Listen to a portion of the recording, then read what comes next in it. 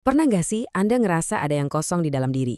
Udah disibukin macam-macam, udah cari hiburan ke sana-sini, tapi kok rasanya tetap hampa? Nah, kali ini kita akan bahas soal rasa lapar yang paling mendasar itu.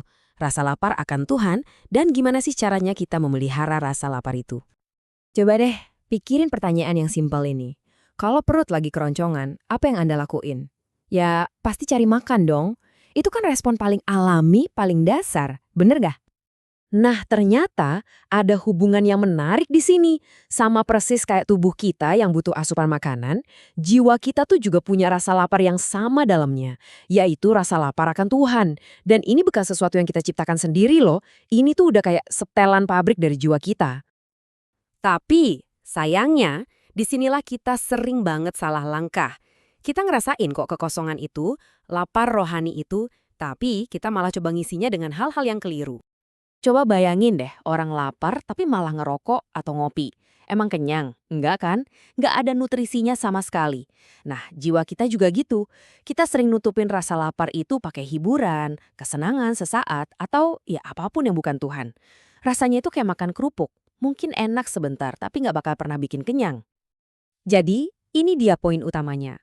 Rasa lapar akan Tuhan itu didesain secara khusus untuk dipuaskan hanya oleh Tuhan, Sang Pencipta kita. Nggak ada penggantinya, nggak ada jalan pintasnya. Oke, pertanyaannya sekarang, gimana dong caranya biar kita selalu lapar akan hal yang benar? Ternyata ada loh sebuah jalan yang ditunjukin ke kita, jalan yang bukan cuma ngisi kekosongan, tapi juga bisa membawa kita ke level persahabatan yang sejati dengan Sang Pencipta. Fondasinya itu ada di satu kata, ketaatan. Ayat ini tuh kuat banget karena ini nunjukin kalau tindakan kita mematuhi perintahnya, itu ibarat sebuah jembatan. Jembatan yang menghubungkan kita, yang bisa mengubah segalanya dalam hubungan kita dengan Tuhan. Ini sebuah perkembangan yang luar biasa loh. Kita mulai perjalanan ini sebagai seorang hamba, seseorang yang setia ngelakuin apa kata tuannya. Tapi justru dari posisi taat ini, Tuhan sendiri yang ngangkat status kita. Dia nggak lagi manggil kita hamba, tapi sahabat. Wow, ini kan kayak promosi jabatan rohani yang keren banget ya. Biar kita makin paham, ada satu kisah yang pas banget dari Alkitab. Ini bisa jadi ilustrasi yang sempurna soal konsep kekosongan dan kepenuhan yang lagi kita bahas. Jadi ceritanya dimulai dari seorang janda yang lagi dalam situasi susah banget. Dia nggak punya apa-apa. Dan akhirnya datang minta tolong ke Nabi Elisha. Perintah dari Elisa ini kedengerannya aneh. Dia nggak nawarin uang, tapi malah ngasih tugas, pergi kumpulkan bejana-bejana kosong sebanyak mungkin yang bisa kamu temukan. Aneh kan? Dan coba tebak, justru karena ketaatannya itu, sebuah mujizat terjadi. Dari satu kendi minyak kecil yang dia punya, minyak yang berharga itu terus ngalir, memenuhi setiap bejana kosong yang udah dia kumpulkan, sampai nggak ada satupun yang tersisa. Luar biasa ya? Terus apa artinya bejana-bejana kosong itu buat kita? Nah, ini dia kuncinya. Bejana kosong itu adalah gambaran kondisi hati kita. Hati yang lapar, hati yang udah dikosongin dari hal-hal lain, dan benar-benar siap buat dipuaskan oleh kehadiran Tuhan. Kisah ini bukan cuma cerita zaman dulu ya, ini adalah cermin buat kita hari ini.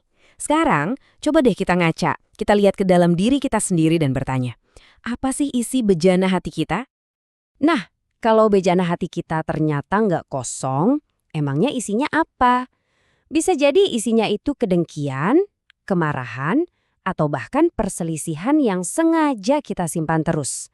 Semua sampah emosional ini menunuhin ruang yang seharusnya kita sediain buat Tuhan. Akibatnya, ini penting banget. Kalau bejana hati kita udah penuh sama hal-hal tadi, kita nggak akan ngerasain lapar akan Tuhan. Dan sekalipun Tuhan mau mencurahkan hadiratnya, kita nggak akan bisa nikmatin kepenuhannya. Kenapa? Ya karena nggak ada ruang lagi yang tersisa. Sebagai penutup, mari kita ambil waktu sejenak untuk merenung. Coba lihat ke dalam hati Anda dan tanyakan dengan jujur pada diri sendiri. Saat ini, apa sih yang lagi mengisi bejana hatiku? Apakah bejana itu sudah kosong dan siap untuk diisi olehnya?